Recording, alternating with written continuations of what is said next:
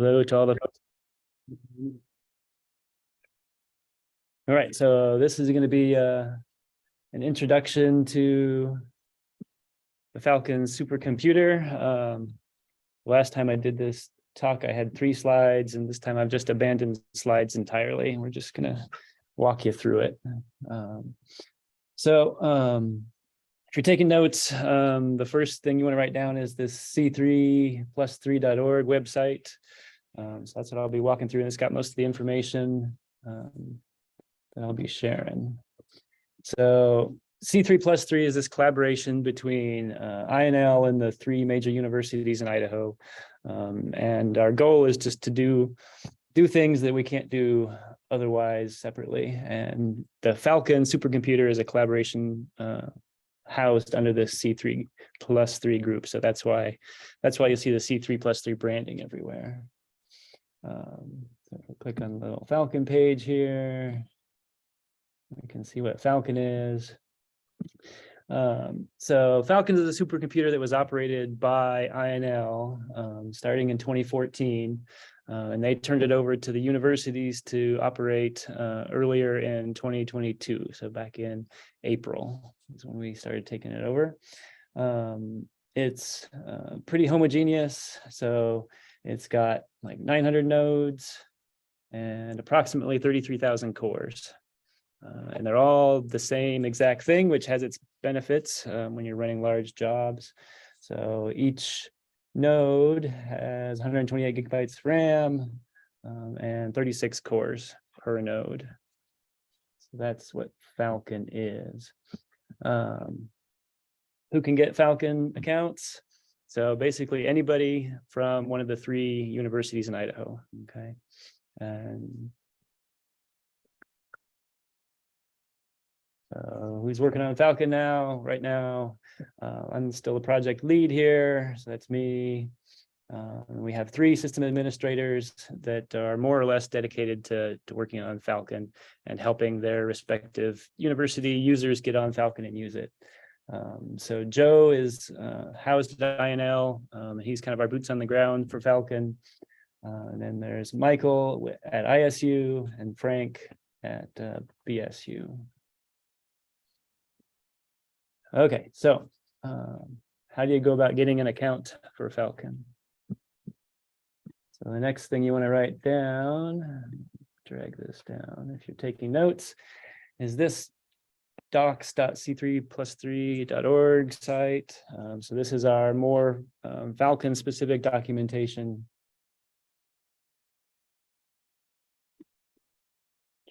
Back up. So if you want an account, you come over here and you click on an account, and then this big green button here to request an account. So this will pop you over to this Moodle instance. If you are a University of Idaho or Boise State user, you can use this excuse me, CI logon button here to log in. I'll go ahead and push that. You'll get bounced through to the CI logon, which is just our in-common federated source. Remember, we click log on. If you haven't logged on in a while, you'll be bounced through whatever your SSO page is. Okay. When you get here, you'll see this available course, Falcon account request and policies. So go ahead and click on that bad boy. I've already completed it once, but there's 3 steps. So in this little research description, and it's not going to show it to me again because I already did it, but this is what it's going to ask you. So just a short description of your research, which university. If you're not a faculty member, then give us an email of a faculty member that you're working with. What exactly you're doing, or not exactly, but what approximately you're doing. And then you'll hit a submit button. And again, it's not showing it to me because I've already done it once.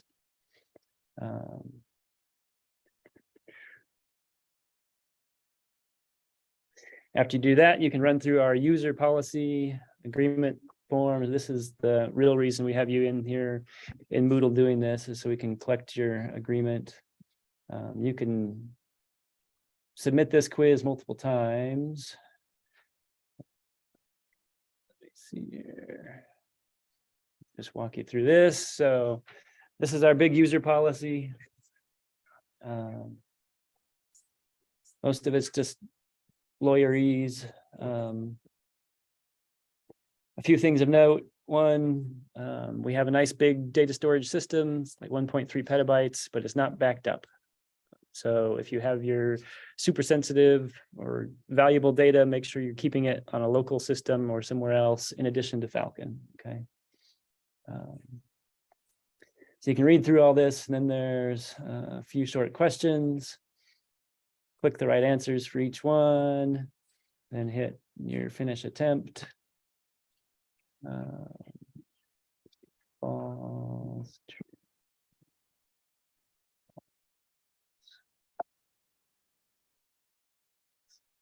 You can click that agree. There we go. We'll finish the attempt. And at this part, Moodle wants you to just really submit the thing. So submit it again. Yes, submit it again. There we go. You should see those all turn green. If there's anything confusing, then read through it again and then do another attempt. Okay. Sorry, I'll go back. And finally, you can click this request complete thing, and this is what's going to send us an email and let us know that you've requested an account. Okay. So then we'll get an email, and then we'll make your Falcon account at some point, and you'll get an email back from one of our system administrators saying you can now log onto the system. So this whole thing is just a logging and documentation process that doesn't actually create your account automatically. Okay.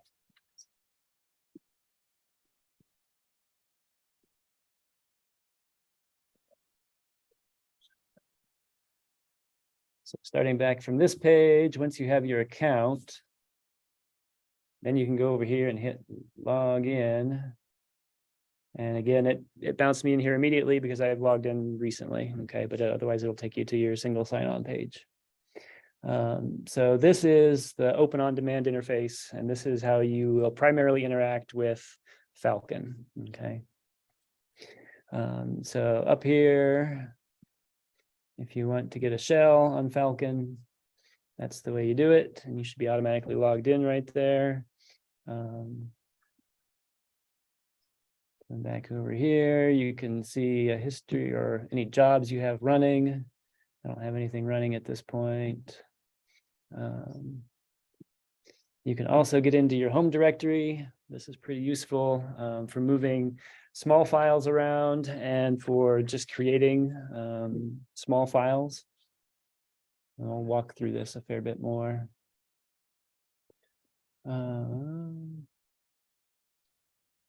Let me show you guys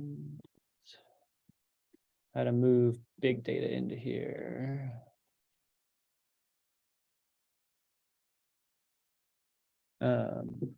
So if you want to move more than a few megabytes or something of data into Falcon, which you probably will, the best way to do that is Globus.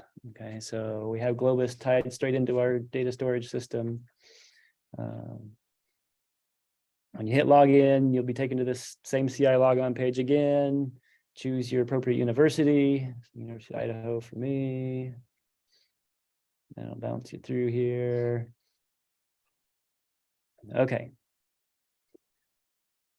The Falcon collection is this C3+3 luster thing here. So if you search for C3+3 the first time, and it should pop right up there. Okay. And you can bookmark it. Otherwise, see, this will just bring me right into my home directory again. And there's all my files in Globus. If you're on UI campus and are using our infrastructure, then you can also connect to our RCDS data directory, and you can start moving data back and forth as you will. Okay. If you have data that's local to like your laptop or your workstation or something, there's this thing called Globus Connect Personal, and you install that on your local machine, and then you can move files the same way with this same interface. Okay.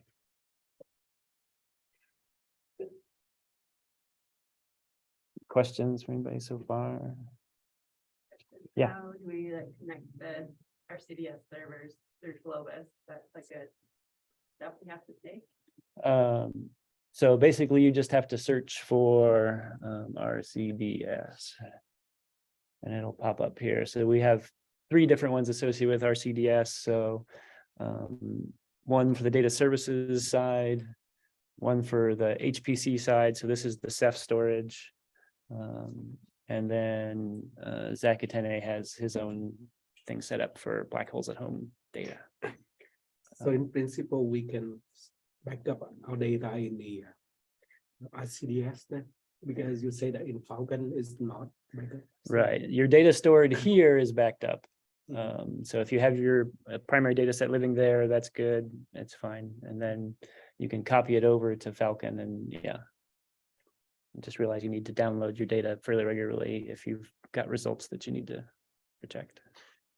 So what is the advantage of like Falcon compared to like RCDS in terms of computing? Mostly size. So Falcon is just a lot larger cluster. So it's like 30,000 cores compared to like 2,500. So it's basically an order of magnitude more processing power. It doesn't have GPU. It does not have GPU resources. That's correct. Yeah. Like, so do people really train like neural network on Falcon? You can, and actually I've got an example. I'll do it here. But for very optimized things, no, it's not the best place to train big neural networks.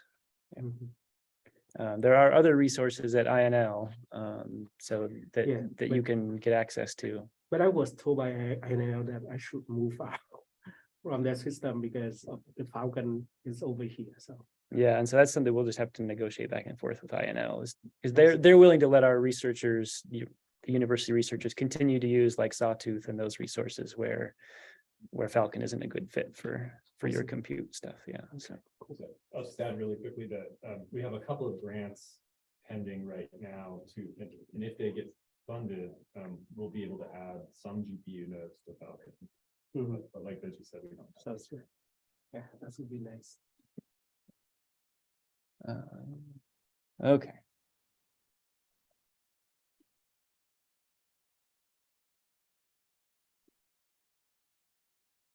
I'm gonna go back here. Okay, any more questions? So I'm just gonna walk through how to like submit a job to Falcon and do some basic usage. Okay.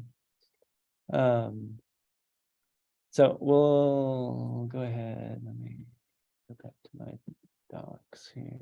Oops.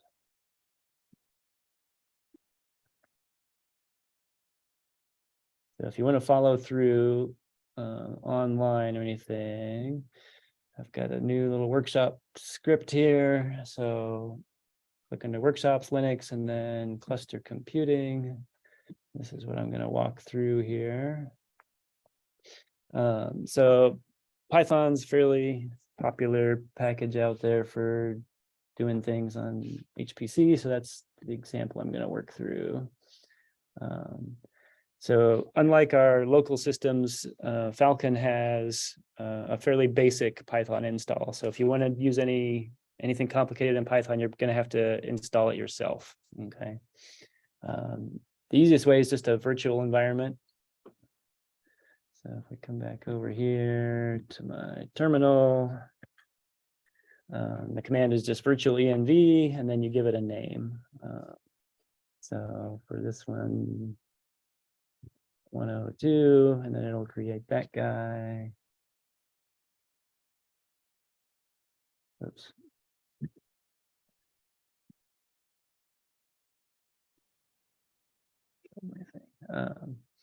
And in this case, the example we're going to use, it's going to use a bunch of different things like TensorFlow and stuff. Okay, so it did that. We need to activate it.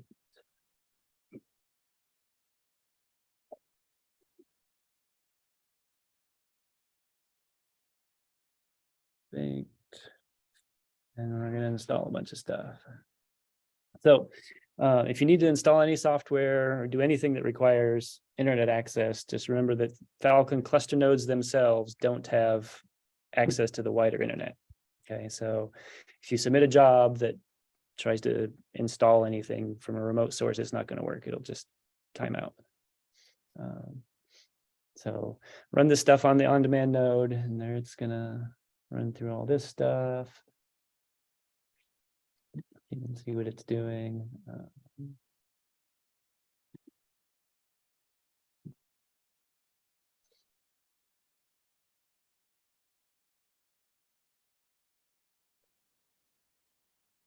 So what you're doing now does not require the internet? No, it does. This isn't a Falcon. This is like the head node. So this is the on-demand server, and it has access to the internet. But as soon as you type in SBatch and then submit something, anything that you're running on an actual Falcon node, no more access to the internet. So everyone can install their own package on Falcon. Using that virtual ENV thing, yeah. Yeah, no, if you just start typing like yum install whatever or something, that's not going to work. But with the Python package manager, you can do it in a virtual environment. Yeah. Your other options are like Conda or mini Conda to install stuff. And for other languages like R, you can install R in packages. And you can Yep. Compile C code. Right. Is Yeah. Conda already installed, or do we have to install it? You'll have to install your own version of Conda. Yeah. Actually, I should show you the modules that are on there. There's not a ton on there. There's a so it's a little bit different module system. So it's a LMOD instead of just the modules environment. So you can see there's a fair bit of software that's just installed, and you can load it up that way. But the way Frank's got it set up with the compilers, there's also specific versions of this software that's installed by compiler and by MPI implementation. So if you start loading like the GCC module here, module load GCC, and then I type module avail, there's some different stuff now. After that's loaded. And then this module spider is kind of like the search. So it'll search for these packages that are a couple layers deep compiled. Oops. MPI.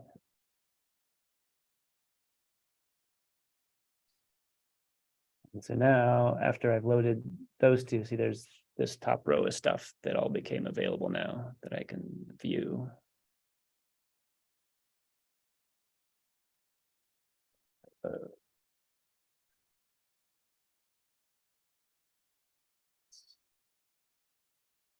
So, right.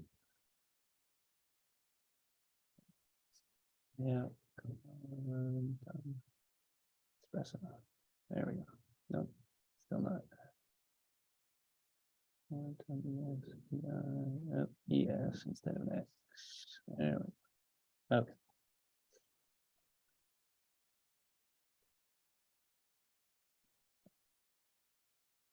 And to unload stuff is just module purge.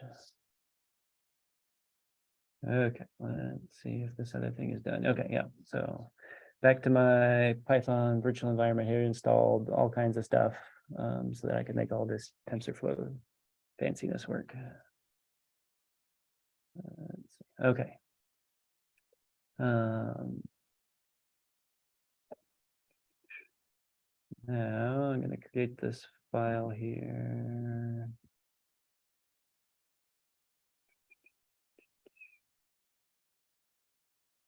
So this is just a TensorFlow kind of example that I've been using for different workshops. This is a sentiment analysis ML model. So it trains on movie reviews to try and figure out whether text has a positive or negative sentiment to it. Back in my dashboard here. I'm gonna go into my home directory. And I already created this data directory earlier today. I'll make a new one. Call it 1, 2.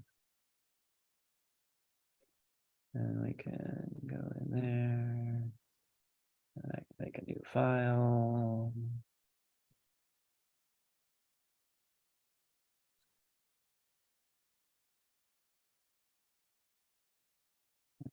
Edit that sucker in line here, and then paste all that text in there. I can save that guy and close him.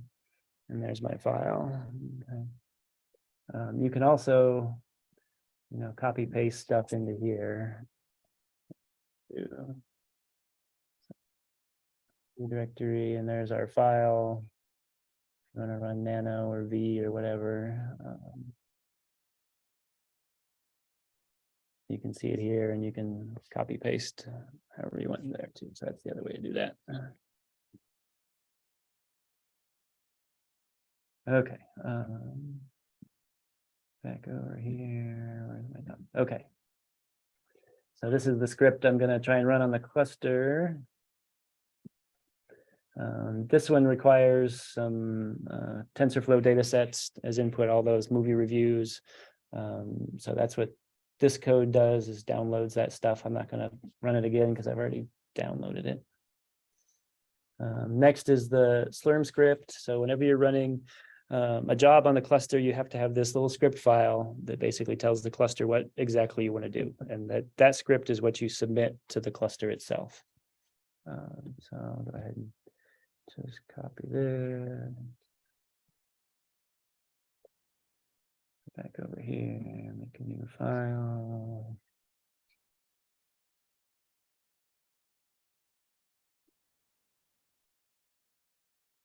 Edit that guy. Paste all that in.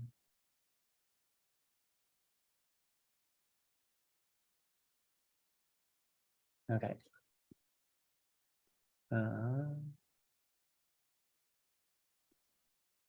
And then to submit the job, it's just this sbatch command, sbatch .slurm. Anything you put in your submit script up here with that pound sbatch. So normally the pound sign is a comment. And so it's a comment as far as batch is concerned, but Slurm reads those things if you say, pound sbatch, and then anything after that is an argument passed to Slurm. Okay. It does only read them at the top of the file though. So if you put commands up here above it, just FYI, then anything below that, it's just treating it as a normal comment anymore. So just walk you through the Slurm script a little bit. I'm going to CD to this Slurm submit dir. So that's a variable that Slurm knows the definition of, and that's just wherever I was at in the file directory when I hit the sbatch command. Okay. And so if you keep your submit scripts in the same place as your data, then it all works out fairly nicely like that. I like to throw the hostname command in there just so I know what node I'm running on easily in the file, in the output file. It helps for debugging stuff. This next line activates that Python virtual environment that I created. And then I'm recording the time that this thing started. Then I'm going to run my model. And this is another variable that Slurm knows. So job ID is just an integer that's incremented with every new job that's submitted. And when I pass it there, the script takes into account of it and writes output files based on that number so that I don't rewrite over my other output files with new submissions and stuff. And then finally, I'm recording the end time and calculating how long it took, and then just spitting out a little done thing here that's totally optional. And here's the command to submit the job. Come back over here to this guy. Submit the job. And so there's the job ID number that it got. And then you should be able to see it running in the cluster. So the command to see what jobs are in the cluster now is SQ. If you just hit SQ, you'll see all the jobs that are in the cluster, including the ones that aren't yours. So there's a big long list of them. If you add the -- me at the end of it, then you'll just see your jobs, and that one didn't work. And we can figure out why. So you should see some Slurm output. If you don't tell it to rename your job files anything fancy, it'll just be Slurm - the ID number .out. So we should be able to figure out why this thing didn't run. And there's some weird file indentation in there somewhere, apparently. It was interesting since I just copy pasted it. The function wasn't indented. Plotting function at the bottom. This guy. Plot graphics.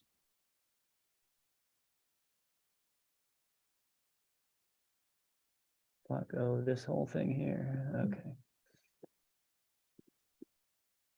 Well, anyway. Hazards of live demonstration.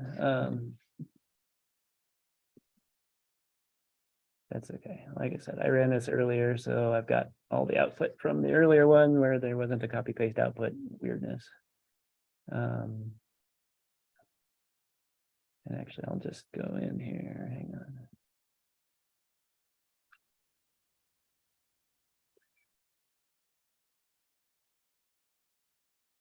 I'll just submit one from here so you can see what it looks like when it's running.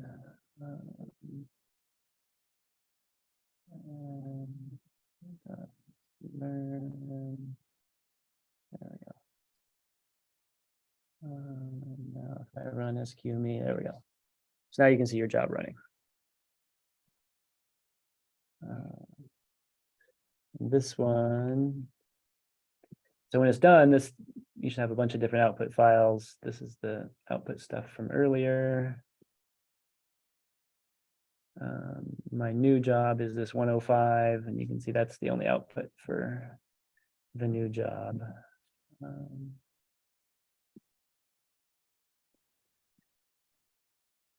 Okay. So that's the training step. The inference step is this next file. And I'm going to not copy paste all that thing again. Probably screw it up. Anyway, I've already created that inference py file here.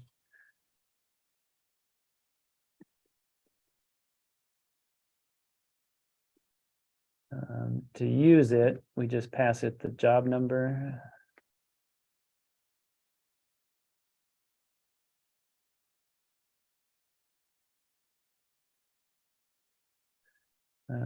And you will see some errors pop out here, or warnings actually, just because there aren't GPU resources available, and it likes to have GPU resources. But so I've loaded up this trained model, and now it's awaiting some input here. And so this is the formatted it's expecting. So you give it some text and give it the model, and then it will use its already trained model and spit back a sentiment. So negative numbers mean it's negative sentiment, positive numbers, positive sentiment. If I put like, what a good day. And my sentiment is a little higher. So max is 1 and min is negative. Yeah. Happy, happy, happy. Right, there we get a little more sentiment, right? It's not a super complicated model, but there you go.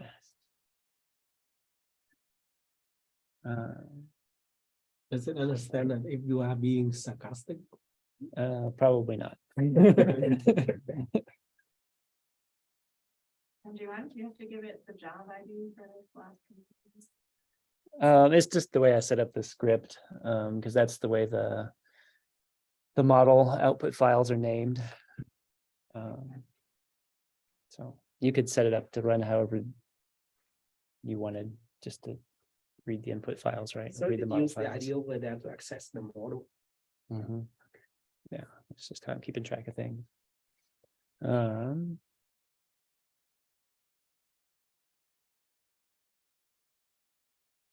Yeah. Other questions?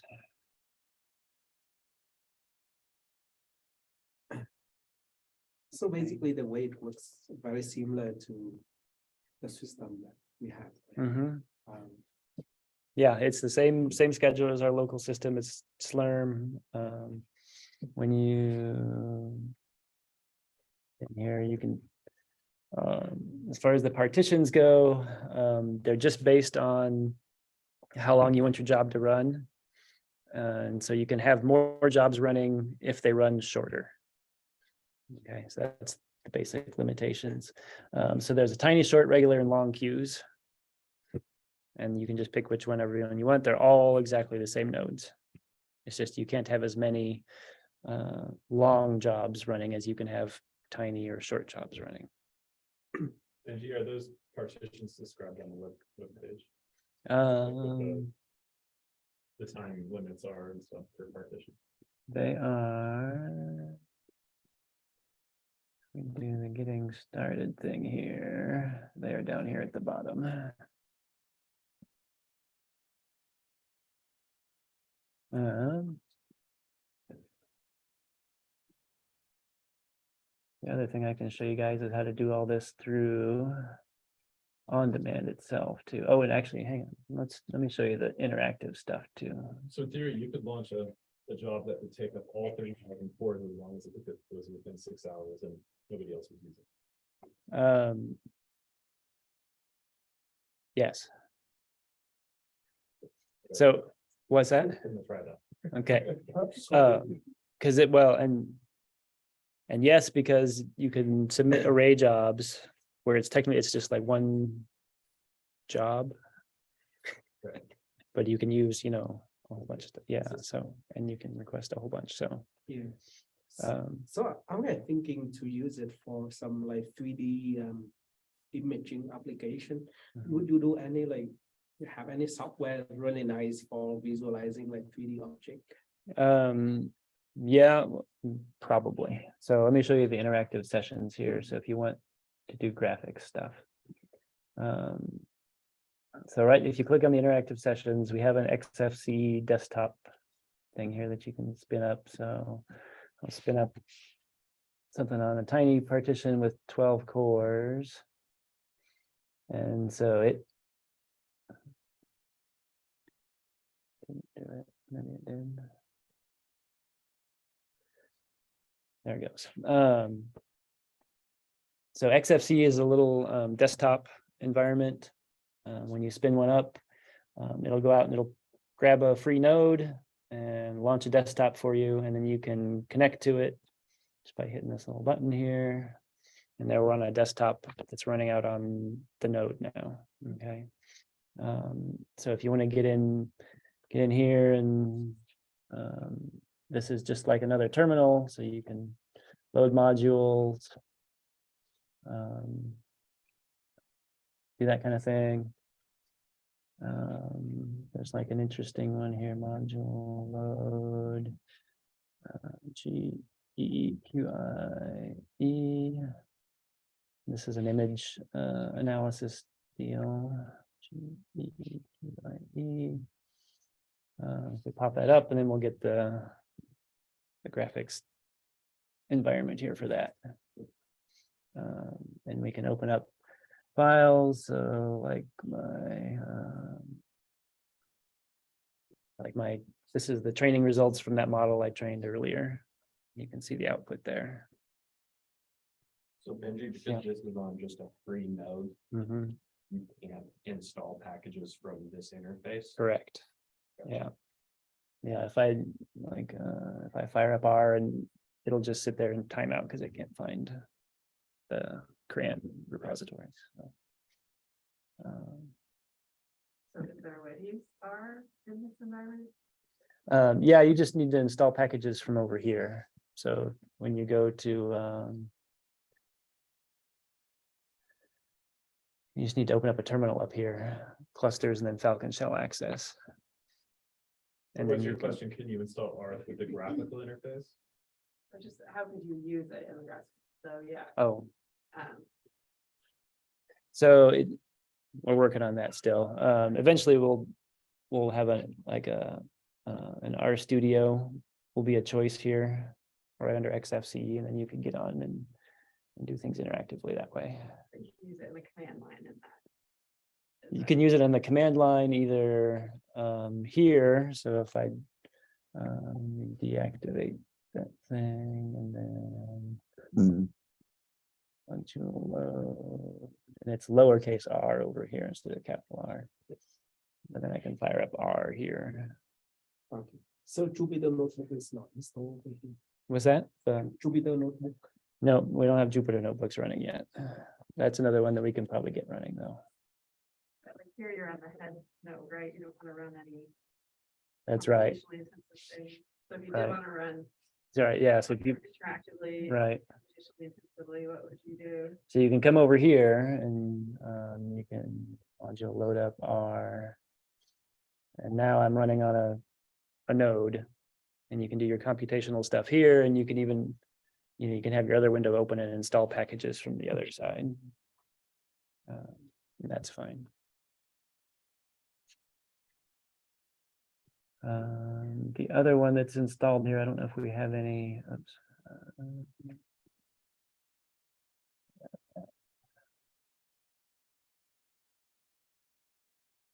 We have any engineering folks that need to use ANSYS? This is how you start up ANSYS as well. So there's ANSYS Workbench. This takes a little while to load. But there it comes.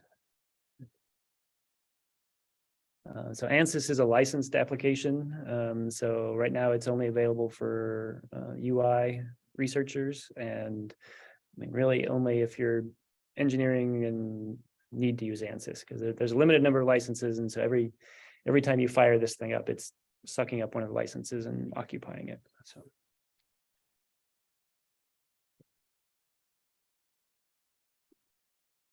That kind of takes a little bit to load up, but we'll eventually get there. And Benji, you're working on mechanisms for direct SSH access to the head node too. Right? That's in place. I can show you that. You guys want? There's a workbench. I'm going to kill that thing. When you're done with an interactive session, it's best to come up here and log out. When you log out of this thing, then it not save. And it basically tells the scheduler that that I'm done with that interactive session. So now over here, I can't connect it in anymore.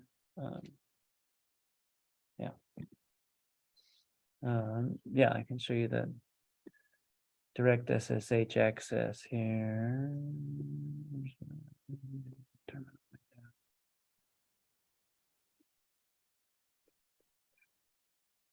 So we basically have SSH jump boxes. They're set up for UI and ISU right now, and we're working on the BSU one. So this is the command. So you do SSH with this capital -J, and you're going to log in using your university credentials to this login-UI server. So you log in there, and then it'll bounce you over here to the on-demand server, which I was just logged into. The thing you have to set up beforehand, though, is your .ssh file. So basically, you don't know your your password for the Falcon system by design. That way, when you leave the university or whatever, it automatically means you can't log into Falcon anymore because you don't know your Falcon password. So you need to set up passwordless login with an SSH authorized keys file. So if you come to your home directory and you click show .files, then you can see your SSH folder. If you don't have one of these things, the command you can use to make it is ssh-keygen, and it'll make that folder for you. But if you go into your SSH folder, you see this authorized keys file. That won't exist by default, but if you just do the new file and create it, and you put whatever RSA keys, public RSA keys you need in there to log in from.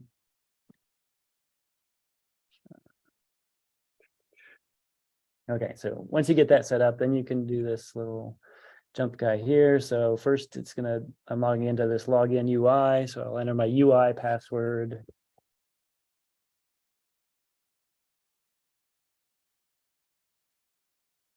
And then, so it's going to give me the duo thing. And so this is why we have the 3 different jump boxes. So that each university can have its own multi-factor authentication thing working. So then I enter the one-time code 9324. And it passes me through that one. And now that since I have the SSH keys thing logged in, then it logs me into the next thing. If you don't have your SSH key set up, you'll get prompted for a password on the on-demand box, and you just don't know that password. So, but now I'm in essentially direct that way. And things like X11 forwarding do work if you include the -y flag, so you can do that as well and get X11 back. Just remember that you're connecting down to a server down in INL, so there's some latency. So you'll probably have better luck running graphic stuff through the on-demand VNC stuff, but it does work. Any other questions? Chat question, is MATLAB available to use? I think there is a MATLAB module actually. Yeah, so we got MATLAB runtime. MATLAB itself is another one of these things that's licensed. The runtime environment is not licensed, and so that's why it's in there and available to everybody right now. We haven't figured out quite how to do the MATLAB licensing to tie it back to each university appropriately. So yeah, that's the answer there. Is it's on the to-do list. For now, you can create things that'll run in that MATLAB runtime though, and scale it out to all the cluster nodes though. So, and that's actually probably more powerful anyway, because when you're using the MATLAB licenses, you're probably limited to the number of cores and stuff. So what's the MATLAB runtime not give you the full MATLAB license? It doesn't give you any GUI environment or anything. It's not an interactive thing. Just run your MATLAB script. Just run your MATLAB scripts, or actually, I think you need to use MATLAB to create a special executable like file that then you pass to that thing. There's another one, how about OpenMPI? Yeah, OpenMPI is on there. So again, this is kind of this nested infrastructure with the module environment. So you don't see it by default, but if you do a spider OpenMPI, so you can see you need to load either the GCC or the Intel compiler first, and then you'll see the 2 different versions of OpenMPI that are out there. So module load GCC, and then module load OpenMPI. And then you have that GCC 12 and OpenMPI 413.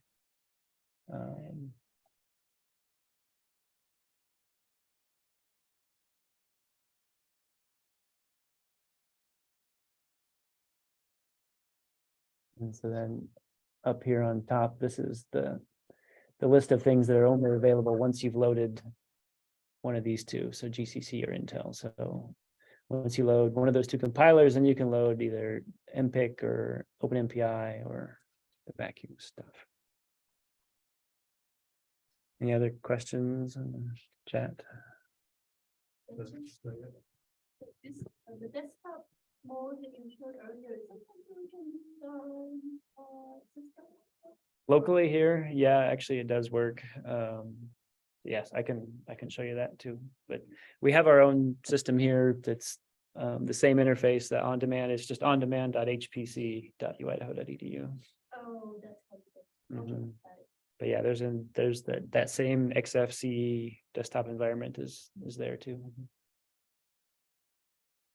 I guess probably you don't have Spark installed. Was it Spock? Yeah. No, that one's not ringing a bell. Any special quirks to running OpenMPI on Falcon? I don't know. I haven't done any open MPI jobs myself. Frank probably would be the one to ask about any quirks for open MPI. So Frank from BSU, he's the one that's done most of all that module compile stuff. And if you need to, if it's in here, there's a contact.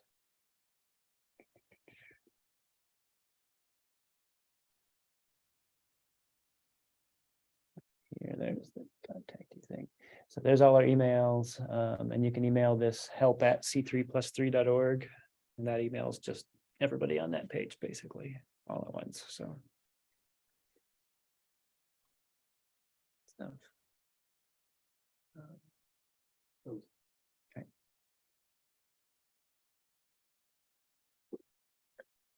That's about all I got, unless there's other questions.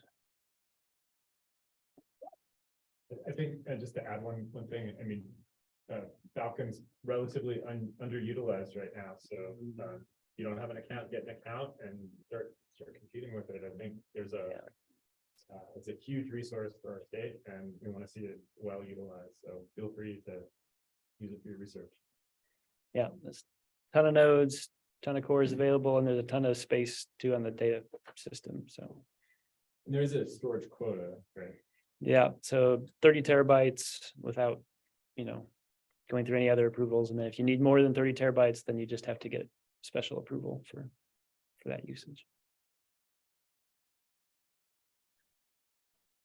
Very nice. Thank you. Thanks, Ben. Okay, yeah. Thank you.